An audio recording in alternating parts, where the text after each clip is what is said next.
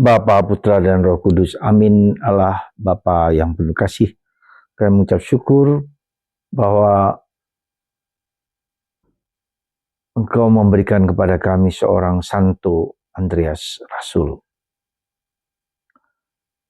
Semoga kami berani seperti beliau mengorbankan diri bahkan ketika saat yang sulit sekalipun. Terpujilah namamu kini dan sepanjang segala masa. Amin. Para saudara, hampir semua rasul adalah martir, kecuali Yohanes. Apa yang kira-kira menjadi alasan kuat ya menjadi martir? Saya melihat ada unsur keberanian, ada unsur pengorbanan, ada unsur ketidaktakutan. Karena pada waktu itu pasti bukan yang gampang. Di awal-awal gereja awali di mana masih banyak bangsa umat manusia yang barbar, yang belum bisa menerima nilai-nilai kemanusiaan yang dibawakan oleh Yesus. Nilai-nilai, apalagi nilai-nilai keilahian. Kemanusiaan saja masih sulit, butuh berabad-abad bangsa Eropa itu menjadi bangsa yang beradab. Butuh proses yang panjang sekali. Ketika kekatolikan mengubah wajah kebiadaban, ya, wajah kekasaran, wajah keangkuhan manusia pada zaman itu. Kita bisa melihat dalam film-film kuno misalnya Braveheart seperti itu. Dan itu tercipta karena pengetahuan, orang belajar, orang meneliti tentang kemanusiaan dan alam semesta. Proses pembelajaran inilah, proses pengetahuan inilah yang membuat manusia menjadi beradab. Mana yang baik, mana yang tidak baik, mana yang harus ditinggalkan.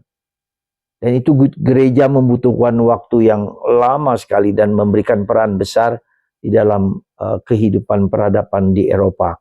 Dan itu kemudian menyebar ke seluruh dunia.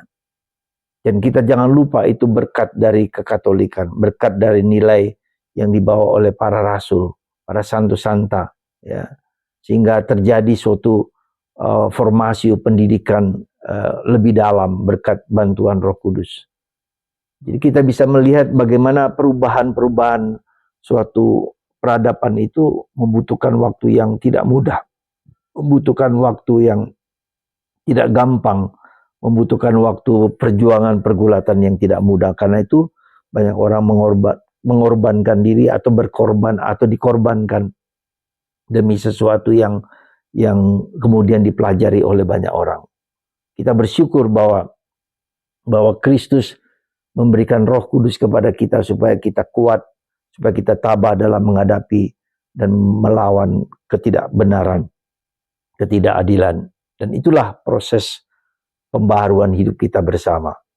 Itu yang pertama yang mau saya lihat. Jadi keberanian, sekali lagi, inner power dari dalam hati untuk melawan ketidakbenaran, ketidakjujuran.